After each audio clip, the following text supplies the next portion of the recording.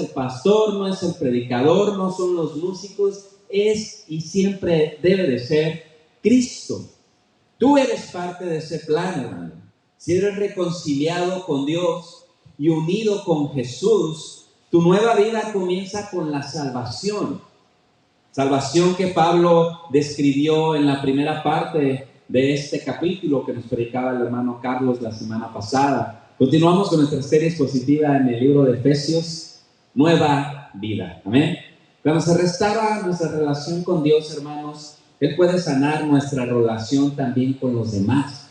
Y debe de ser así. Cuando nosotros venimos a Cristo, estábamos enemistados con Dios antes, pero hemos entablado una relación nueva con Dios, una reconciliación. Pero esa reconciliación también abarca a las demás personas. Un hijo de Dios, un cristiano nacido de nuevo, no debe de estar enemistado con nadie más. No debe de tener enemigos que no los pueda ver ni en pintura, porque el Señor ya nos llamó a una reconciliación. No solamente con Él, sino para con todos los demás. Estar en paz con todos los hombres, dice la Biblia. Así es que restaurar las relaciones en las familias, en las iglesias y en la sociedad nos ha llamado el Señor. En el primer siglo, hermanos, de la iglesia, esta reconciliación comenzó con la destrucción de un muro, el muro de la separación entre judíos y gentiles, un muro edificado por los mismos judíos. Era un muro de piedra, ¿verdad?, que impedía que el pueblo gentil accediera a la presencia de Dios de alguna manera, edificado por mismos judíos que se encargaron de entablar esa división, esa pared. Imagínense que nosotros dividiéramos, ¿verdad?, la iglesia en ciertas secciones. Por un lado, los de Sinaloa, por otro lado, los de Tijuana, etcétera, etcétera, etcétera. Pero el Señor, hermanos, vino a derribar esa pared intermedia para hacer de todos nosotros un solo pueblo. Yo pensé que iban a dar gloria a Dios. ¡Aleluya! Ellos usaban, hermanos, el nombre gentil, no por ser una persona amable, ¿verdad? Nosotros decimos, esa persona es muy gentil porque es amable, porque es atenta. Pero ellos lo usaban en un tono despectivo, despreciativo. El orgullo de los judíos se centró en algo como la circuncisión. Era un acto, ¿verdad?, que Pablo conocía muy bien. El orgullo es la fuente de todo prejuicio. El miércoles hablábamos un poquito de los prejuicios, ¿verdad? Adelantarnos a un juicio. Cuando vemos a alguien y que lo vemos tal vez con cara de pocos amigos, tenemos el prejuicio de decir, ese es mala persona. Pero nos adelantamos, ¿verdad?, a tratar a las personas. Eso es un prejuicio. Y ellos, los judíos, eran muy prejuiciosos, hermanos. Parecidos a nosotros, ¿verdad? Yo sé que ya somos nuevos en Cristo, pero de repente presentamos nuevos prejuicios, nuevas cosas. Él siempre luchó por mantener eso derribado, hermano, el apóstol Pablo. Incluso entre cristianos hay una tendencia muy pecaminosa y orgullosa que tendemos nosotros a edificar muros también. Tal vez no muros visibles, no muros físicos, pero sí ciertos muros que nos dividen de los demás. Pablo señala el orgullo de los judíos, pero también señala que tienen que guardarse del orgullo espiritual. ¿Paz de Cristo, hermanos? O ya todavía están cansados de lo que pasó ayer. ¿Verdad? ¿Cómo nos sentimos medios como que adormilados todavía? Recordar de dónde venimos, hermanos, nos debe de mantener humildes. ¿Tú te acuerdas de dónde vienes? ¿O ya se te olvidó? ¿O ya andas caminando así con la santidad, todo lo que da? No, hermano, ¿de dónde nos sacó el Señor? Si nos pusiéramos a pensar, a meditar realmente de dónde nos sacó el Señor, nuestra gratitud se desbordaría por nuestros poros, ¿verdad? Dijéramos, gloria a Dios cada vez que alguien predica la palabra de Dios, cada vez que el que está aquí enfrente te está motivando una y otra vez a que adores a Dios con libertad, te levantarías dando gloria a Dios porque te acuerdas de dónde el Señor te sacó. No olvides cómo eras. No olvides cómo eras, no que lo traigas a la memoria y sigas practicando las mismas cosas que practicabas pero no se te olvide de dónde te sacó el Señor. La Nueva Traducción Viviente traduce el verso número 11 como: no olviden que ustedes, los gentiles, antes estaban excluidos, dice. Antes estaban excluidos. Eran llamados paganos. Eran llamados incircuncisos por los judíos, quienes estaban orgullosos de la circuncisión, aun cuando esa práctica solo afectaba su cuerpo y no su corazón. Eso dice la Nueva Traducción Viviente, muy diferente a la que nosotros tenemos, pero es para entender, hermanos, realmente el punto de esta lección. La circuncisión era una marca que definía la separación, esa pared, ese muro que ellos se habían encargado de edificar para dividirlos. Aunque fue ordenada por Dios, era algo solamente externo, era algo que solamente era por fuera, hermanos, como gran parte de todo lo que es la religión judía, que es muy de hacia afuera y nos olvidamos de tratar con el corazón. Los gentiles, nosotros, o la mayoría de nosotros, a no ser que haya algún judío de nacimiento, ¿verdad?, aquí, condenan esa hipocresía. Pero tenemos que recordar que es solo por la gracia de Dios que nosotros estamos aquí, que somos incluidos en su reino solamente por su gracia, no por haber nacido en Jerusalén o no por haber nacido en una iglesia cristiana nos hace merecedores de esa gracia, sino que es por su gracia que ahora nosotros somos incluidos en el reino de Dios. Hace poquito, ¿verdad? No recuerdo cuántos días atrás, murió la reina Isabel.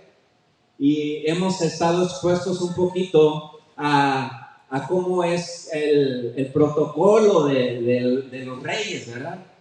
Si a ti te llama la atención eso, bueno, pues es un montón de cosas. No puedes saludar, no te puedes parar así, no puedes hacer un montón de cosas. Y nos llama un poquito la atención cómo esas personas, ¿verdad?, después de tantos y tantos y tantos años todavía siguen haciendo una separación de lo que es su persona, la realeza, con todos los demás. En Cristo ya no existe eso, hermano. ¿Sabes que una de las cosas que vino a hacer nuestro Señor Jesucristo fue a quitar todas las divisiones entre los hombres para hacer de nosotros un solo pueblo, un solo cuerpo? Es que ya no hay judío, ya no hay griego, ya no hay gentil, ya no hay reyes, ya no hay... Todos somos uno solo. Pero a nosotros nos encanta hacer nuestras divisioncitas. Nos encanta hacer nuestra separación. No, hermano, tú acá y yo acá. ¿Por qué?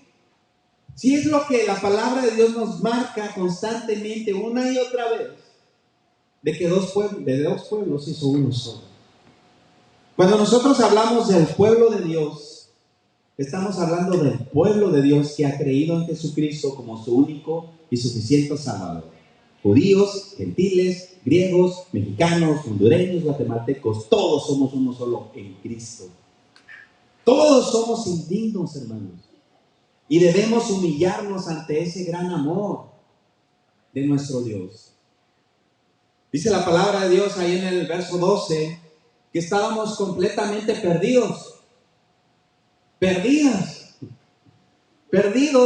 en esos tiempos. Dice la Nueva Traducción Viviente, ustedes vivían apartados de Cristo. No se les permitía ser ciudadanos de Israel. ¿Cuántos quisieran ser ciudadanos de aquí? Bueno, los que son de aquí, qué bueno, ¿verdad? Pero en ese tiempo no se les permitía. No era de que pagaras un abogado, pagaras una multa y chance de las hacías. No, no se les permitía.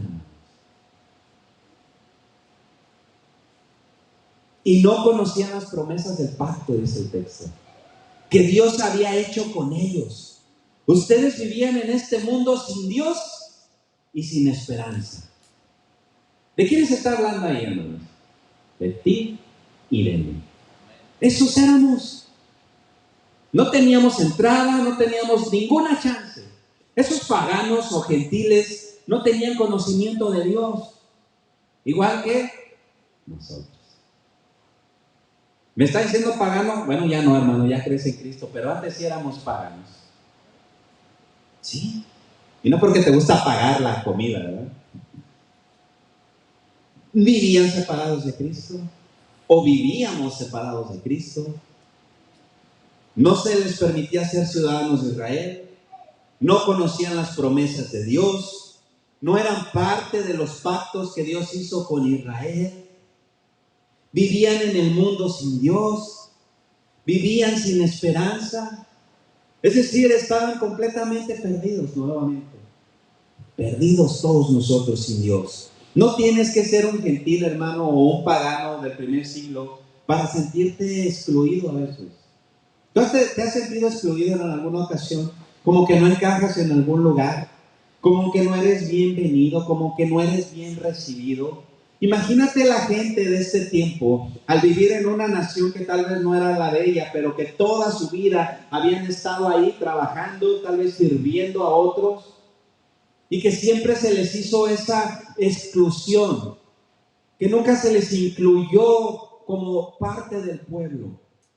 Imagínate, ¿tú te has sentido así en alguna ocasión, excluido? Pues en Cristo, hermanos, ya ninguno es excluido, sino que todos somos miembros, dice, de la familia de Dios. Estamos unidos a Cristo, hermanos. Verso 13. Pero ahora, nuevamente en la Nueva Traducción Viviente, pero ahora han sido unidos a Cristo Jesús. Vosotros que en otro tiempo estabais lejos, habéis sido hechos cercanos. ¿Por qué puente? ¿Cuál fue el puente espiritual que Dios usó para acercarnos a Dios? La sangre de Cristo. Sin la sangre de Cristo, tú y yo no hubiéramos podido tener acceso a la familia de Dios. Eso fue lo que lo hizo posible, hermanos. Gloria a Dios por eso. Aleluya a Dios por eso, porque Cristo en su sangre y por su sangre nos hizo el camino para que nosotros pudiéramos llegar a Dios. No fue por nuestros propios méritos, no fue por nuestras propias obras, fue por la obra de Cristo en la cruz que nosotros tenemos acceso a Dios. Ya no estamos alejados de Dios, o quisiera pensar que ya no. Si estás alejado de Dios, hoy puedes venir a Cristo. ¿Cómo puede ser eso, hermanos? La sangre de Jesucristo nos redimió, como veíamos, nos justificó, nos perdonó todos nuestros pecados. Y lo veíamos como que es una gran deuda con la que tú naces. Muchos millones que tú debes. Después crees solamente en Jesucristo, esa deuda es pagada, ya no debes nada, y al contrario, por su favor, por su gracia y por su misericordia, Cristo te pone una cifra millonaria a tu favor en tu propia cuenta. Eso fue lo que hizo el Señor espiritualmente hablando en nosotros, hermano. Por eso es que le llamamos a esta serie una nueva vida.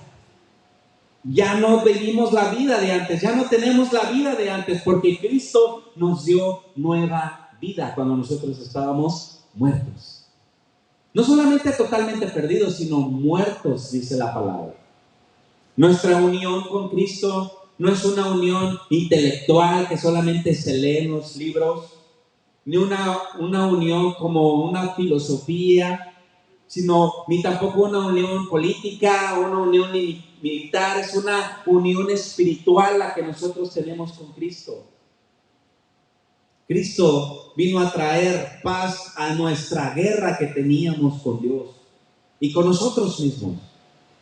Versículo 14 dice, pues Cristo mismo nos ha traído la paz.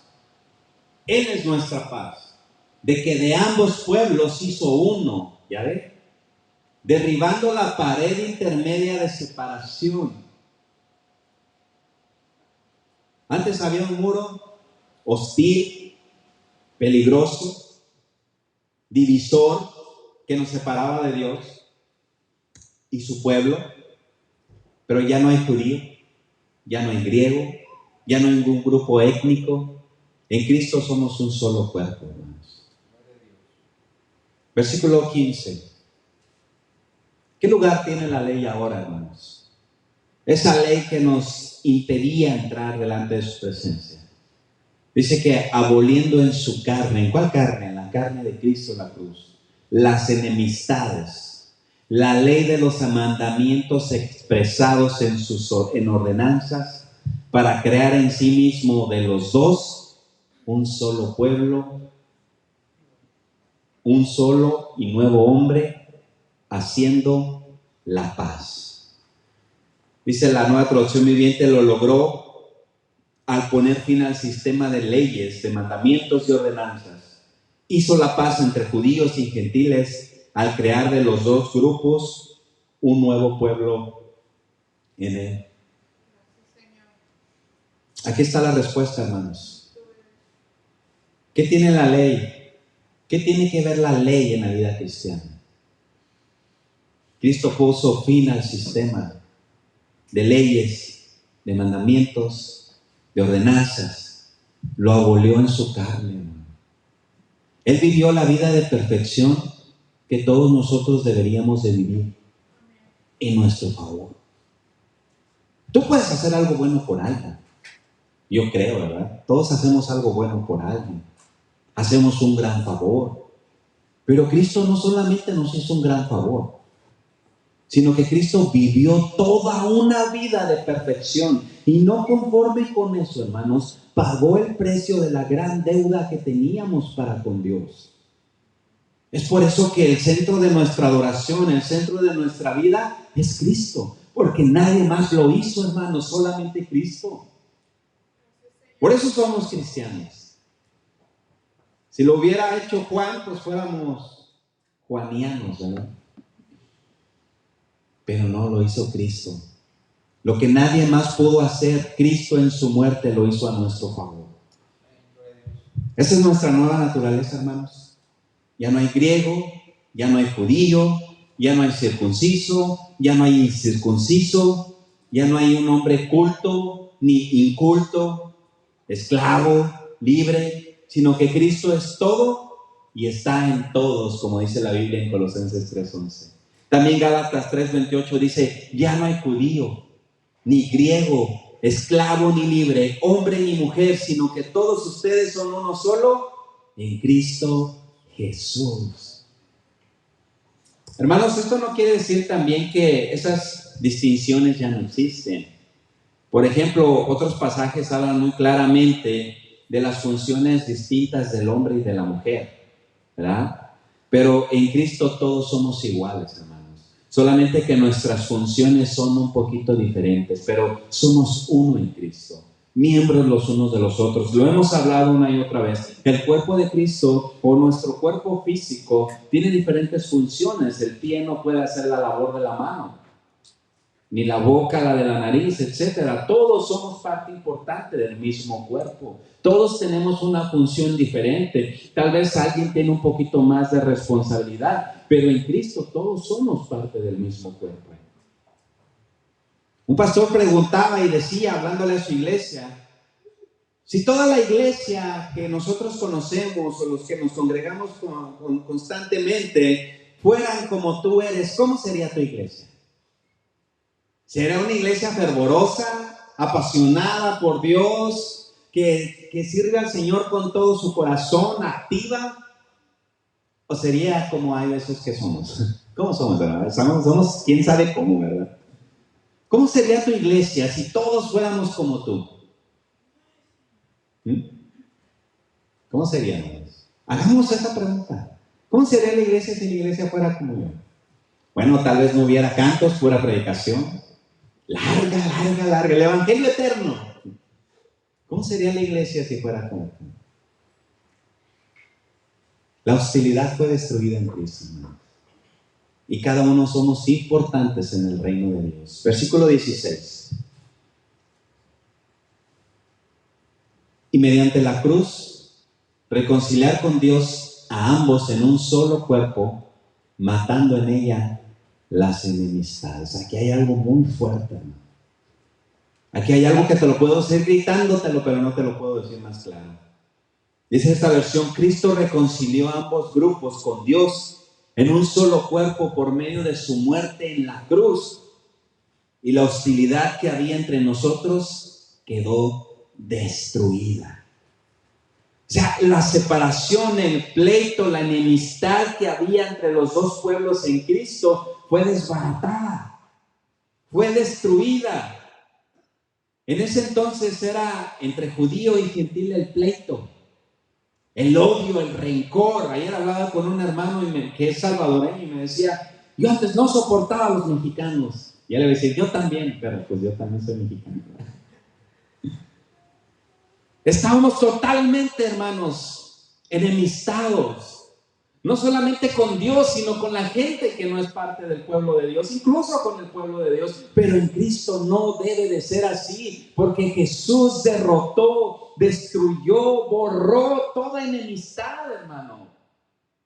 Y sí, ciertamente vivimos en cuerpos almáticos que experimentamos sentimientos, experimentamos la traición, el dolor, la ofensa, pero Cristo nos hace un llamado a borrar cada una de esas enemistades, porque en la cruz Él lo destruyó totalmente. Amén, aleluya. Qué bueno que alguien lo creyó. Estamos despreciando la obra de Cristo en la cruz si no perseguimos una reconciliación con los demás. Entre todos grupos que confiesan a Cristo.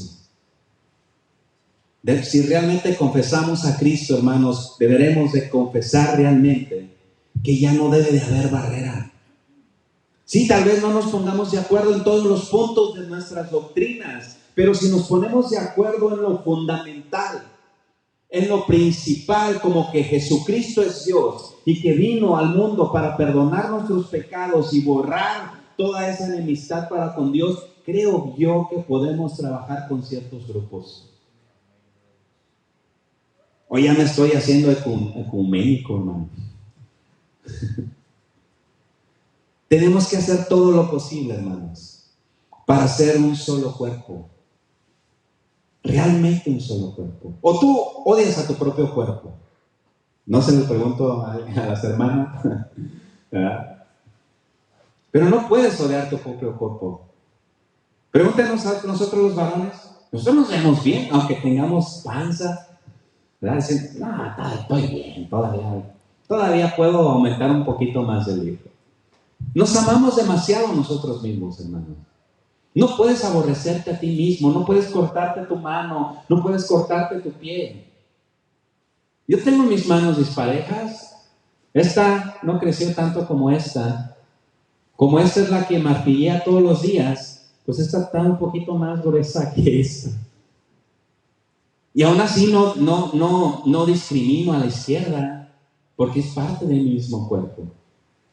Decía mi tío, es que la izquierda no sabe trabajar, hay que enseñarle, ¿verdad? Por cuando los que son derechos, pero los que son zurdos, la zurda es la buena.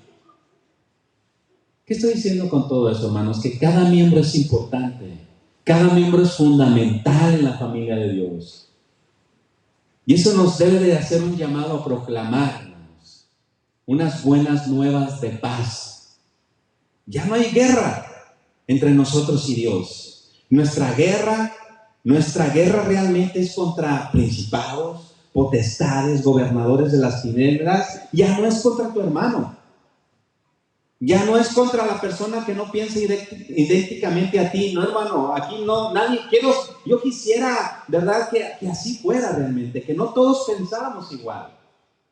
Porque qué aburrido que todos tuviéramos el mismo pensamiento, la misma idea.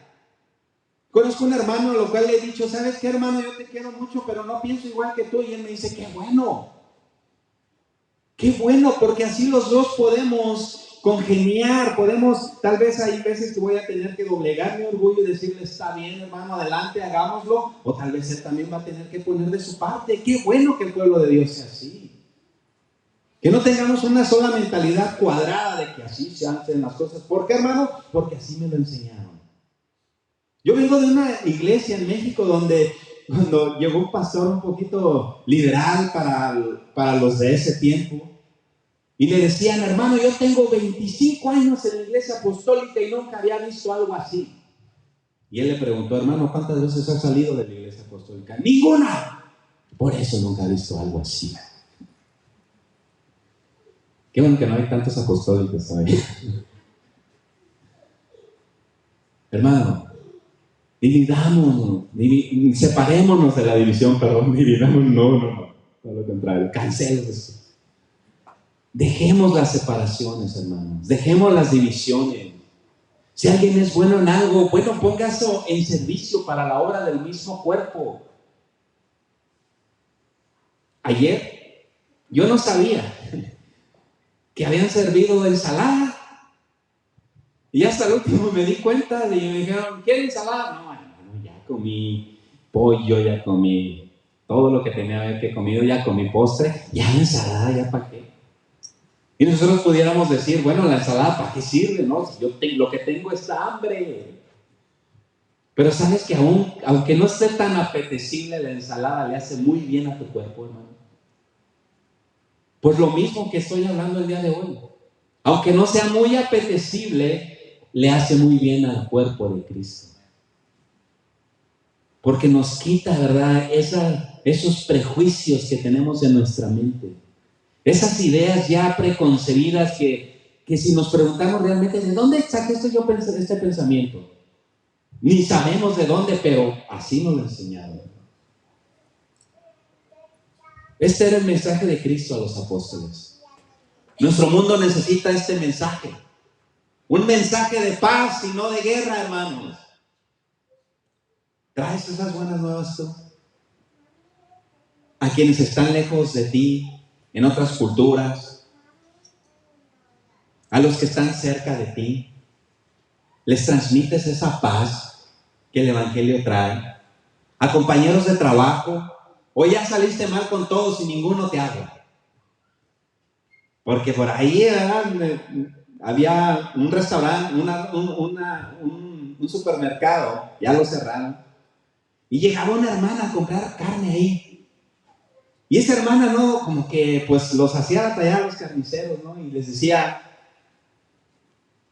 ninguno la quería atender.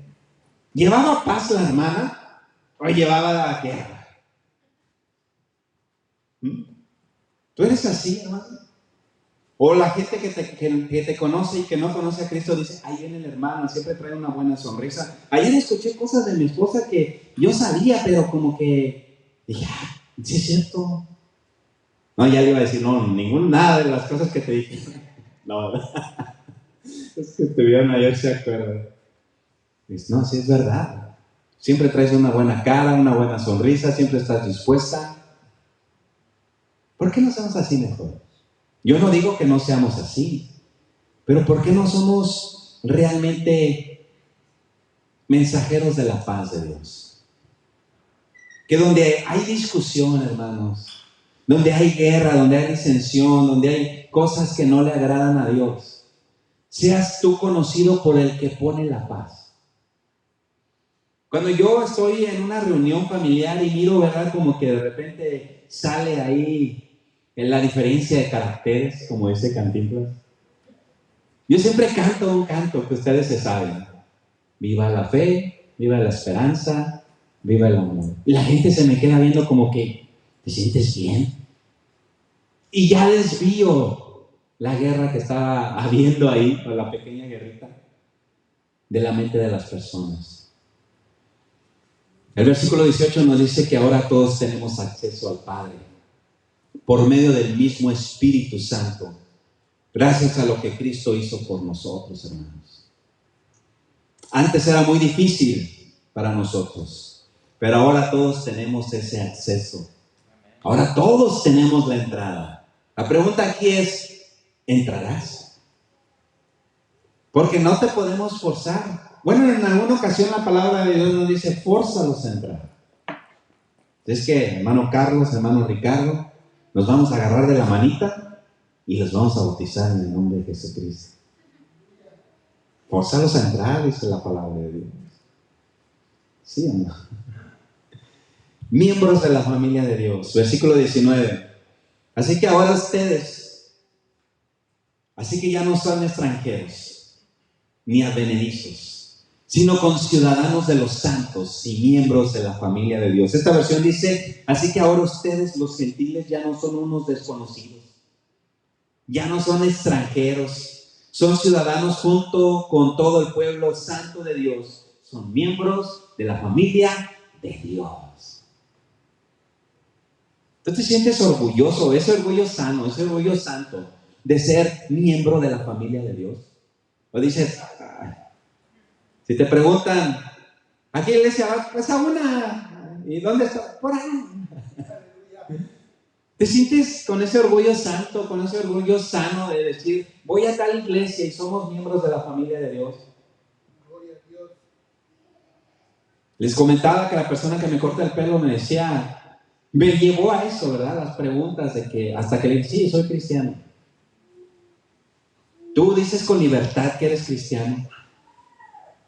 En tus conversaciones, en tu trato que tienes para con los demás, ellos se enteran de tu cristianismo.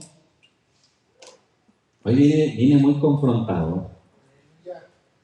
Pablo ya habló de nuestra adopción, hermanos, en el capítulo 1. Ahora, él afirma que los gentiles, nosotros, somos ciudadanos. No a lo mejor de este país como quisiéramos todavía, ¿verdad? Pero hay algo mucho mejor que eso. Somos ciudadanos del reino de Dios.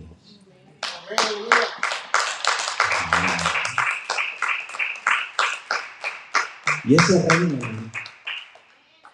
reino es más rico, más antiguo, más poderoso y eterno que ningún reino de este mundo.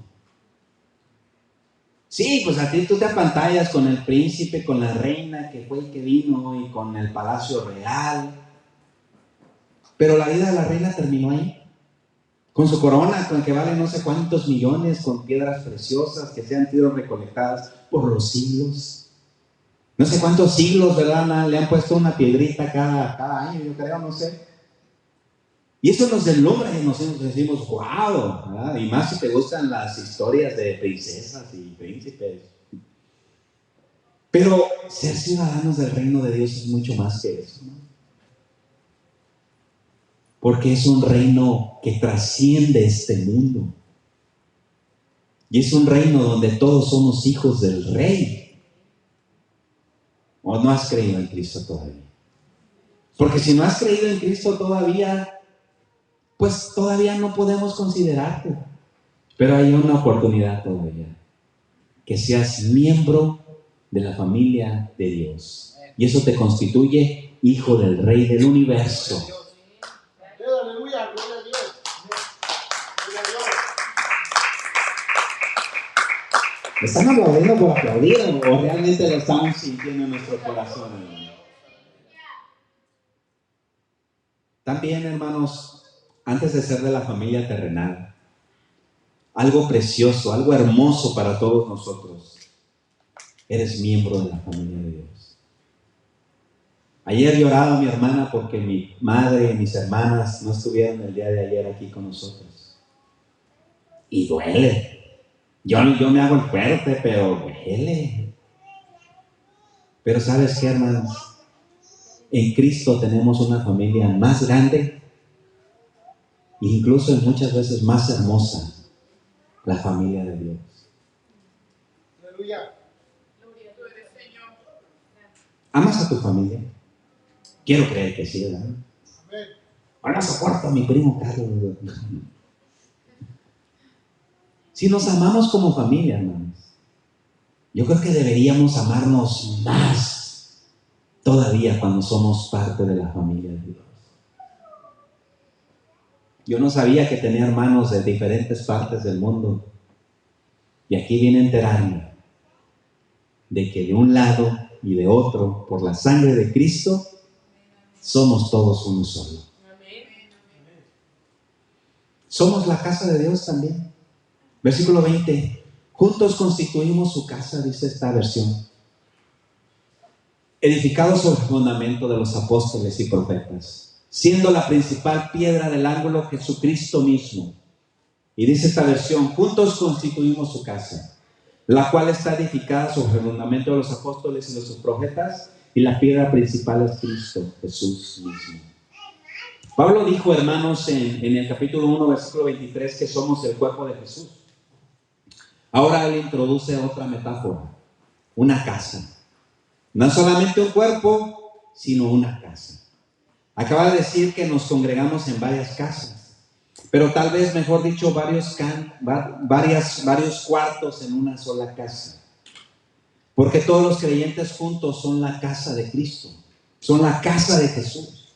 El fundamento de esta casa o de esta construcción es la enseñanza, es la obra de los apóstoles en el Nuevo Testamento. Esa es nuestra fundación. No hay otra fundación y sobre ese fundamento nosotros edificamos.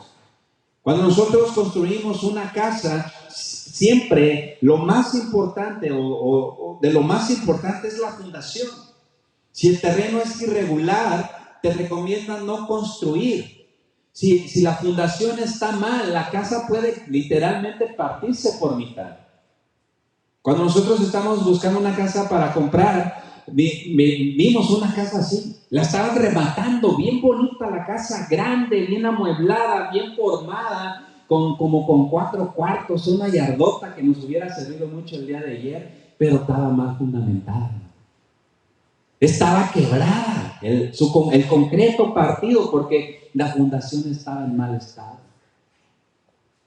Así es que podremos estar bien por fuera, hermano. Nuestra adoración excelente, nuestra predicación excelente, tal vez lucecitas de colores, bajamos la luz un más tenue, no sé, un montón de cosas. Pero si el fundamento no está bien forzado, bien fundamentado, estructurado como debe de ser, en la enseñanza de los apóstoles y los profetas, de nada nos sirve, hermano. No sirve para nada, porque es inhabitable esa casa. Porque corre riesgo de caerse en la cabeza. Asimismo en Cristo, hermanos, nuestro fundamento debe de ser Cristo. Y sobre ese fundamento nosotros construimos esa casa.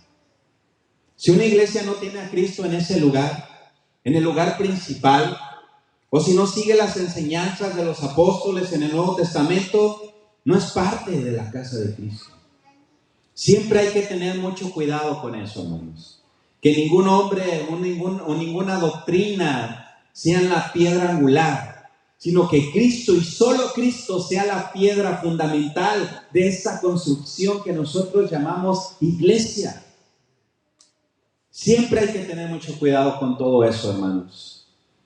Dice el versículo 21 que vamos formando un templo santo, en que en todo el edificio, bien coordinado, ya ve, bien reforzado, con varilla, con cemento, no sé, va creciendo para ser un templo santo en el Señor.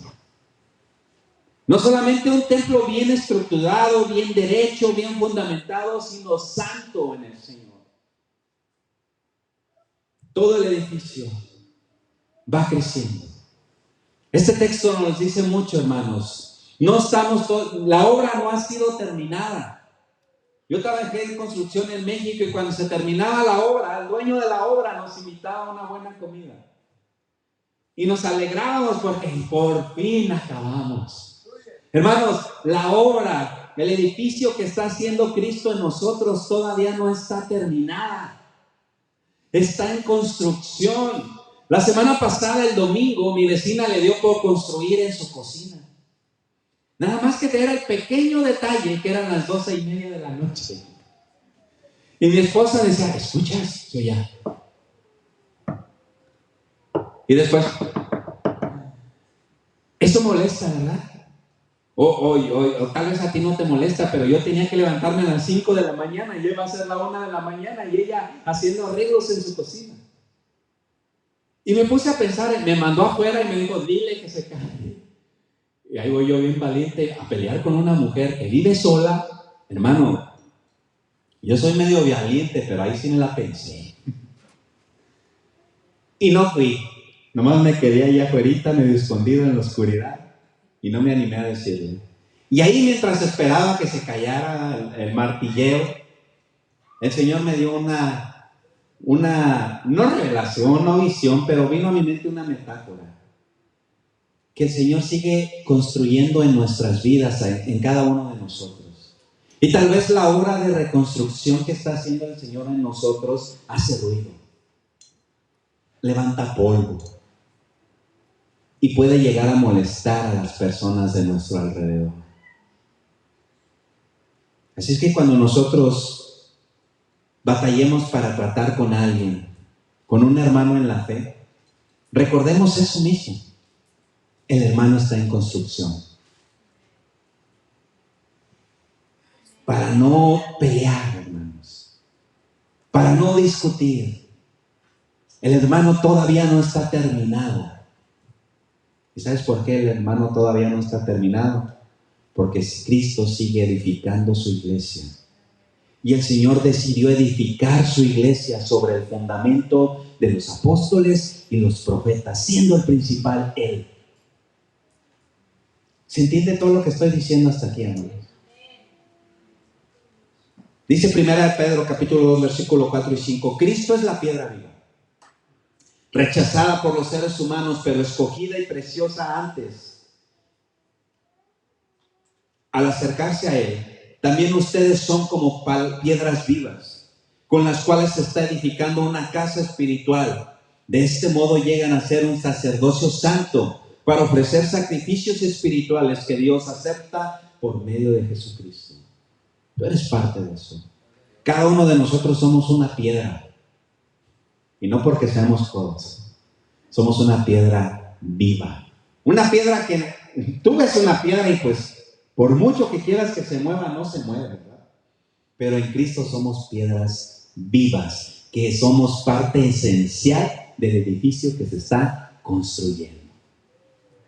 Y por muy pequeña la piedra o por muy insignificante, si tú quitas una piedra esencial de la edificación, corre peligro de caerse. Cada grupo, tal vez religioso, puede tener su propio plan, hacer lo suyo, prestar atención a lo que otros hacen, en lugar de ayudar a los demás. Intentan superarse unos a otros, haciendo que su parte se vea más impresionante que la de los demás. Y nos cuesta trabajo ver la mano del contratista, de Jesucristo, del dueño de la obra. Cristo mora en un templo sagrado. Debe de ser digno de nuestro Salvador este edificio que se está edificando. Por eso es un llamado de la palabra de Dios a ser santos, porque Él es santo. Cualquier edificación, los hermanos que trabajan en construcción saben de que tiene que pasar por una supervisión. ¿Cómo le llaman? Inspección. Y si algo está mal, ¿qué hacen, hermano? No le dicen, mire, pues está medio mal, pero está bien. No es México. Hay que tumbar todo. Hay que parar la obra y arreglar. Hermano, si tú vas caminando un poquito, no se me enojen, un poquito mal. O si vas haciendo, ¿cómo dice el dicho? Que árbol que nace torcido, lo agarran para columpio, ¿cómo es? Jamás su tronco endereza. Tal vez tú ya te estorciste en tu caminar en Cristo. Ojalá no. Pero ¿por qué no le decimos en esta tarde al Señor? Paramos un poquito la obra y hazla nueva, Señor. Enderezame. Muéstrame tus caminos. Porque queremos ser santos, hermano. Porque Dios es santo. Versículo 22 y último. En quien vosotros también sois juntamente edificados para morada de Dios en el Espíritu. Para eso es la construcción de Dios en nuestras vidas. Para eso es la santificación. Para eso tenemos que estar bien fundamentados, para que la presencia de Dios habite en ese edificio que se llama iglesia, que se está construyendo. Dios viviendo dentro de nosotros, pudiendo vivir en un templo hermosísimo. Veía no sé si en Qatar o en Abu Dhabi, un templo hermosísimo que edificaron a una religión diferente a la nuestra. Donde el mármol, ¿verdad? Cuando tú lo miras a la luz del sol, te ciega de tan hermoso que es.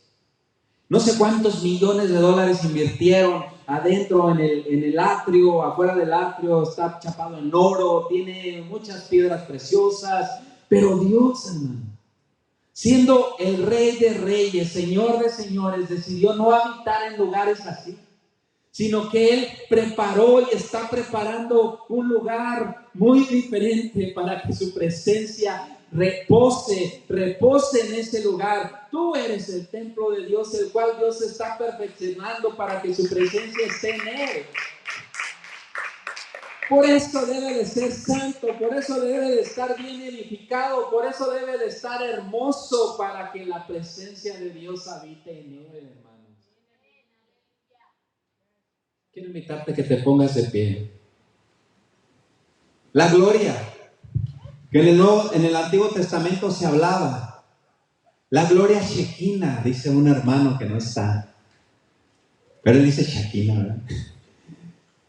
Esa gloria, hermanos, descendía cada cierto tiempo, descendía, llenaba el lugar, habitaba en los sacerdotes, en los levitas, moraba en el templo de Jerusalén. Pero esa misma gloria que descendió en el Antiguo Testamento ahora se manifiesta cuando la familia de Dios se congrega, hermanos. Esa misma gloria que se manifestó en el Antiguo Testamento trayendo palabra de vida a las personas que estaban ahí reunidas, ahora se manifiesta cuando la iglesia de Dios se reúne en su nombre. Esto que estamos haciendo aquí tal vez parezca insignificante, irrelevante, más cuando miramos sillas vacías que no sabemos la razón, hermano, pero esto pasa a segundo término cuando nosotros realmente nos enfocamos y vemos lo que está sucediendo en el culto público, donde Dios prometió descender en medio de dos o tres que le alaban con libertad.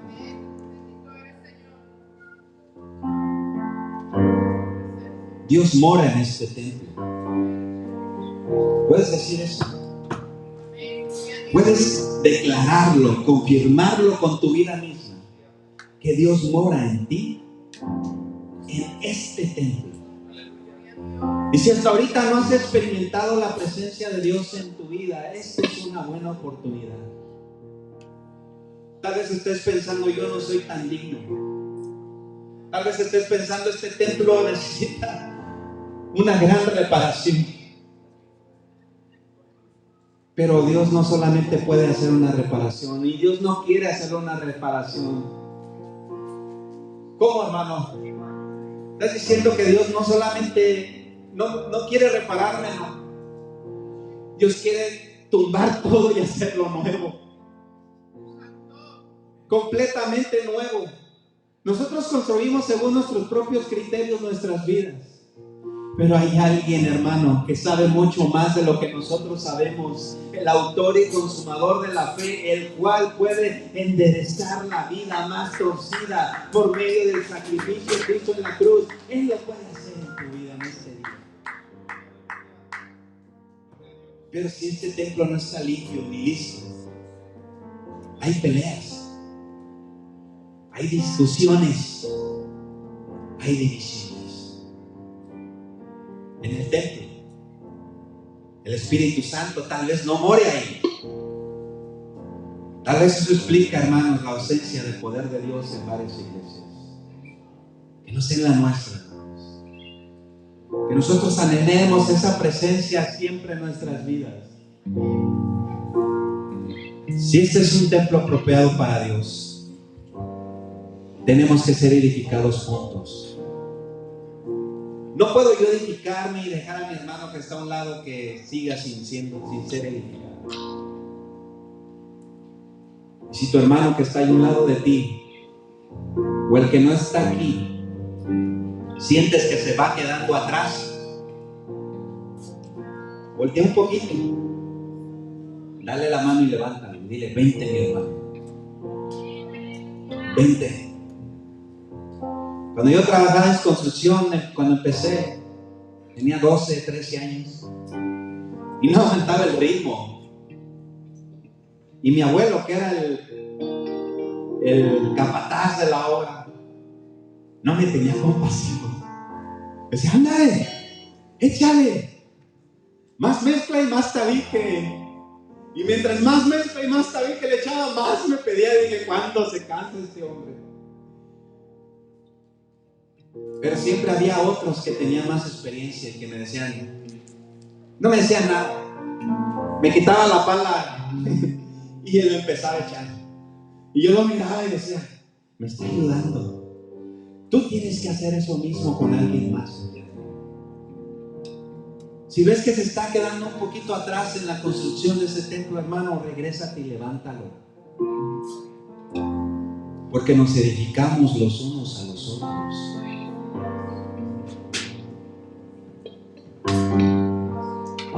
Tenemos que ser edificados juntos, con cada piedra viva en cada lugar. ¿Alguien le habló a Dios en esta tarde? ¿Se escuchó? Dios te habló en esta tarde. Quiero pedirte que vengas aquí.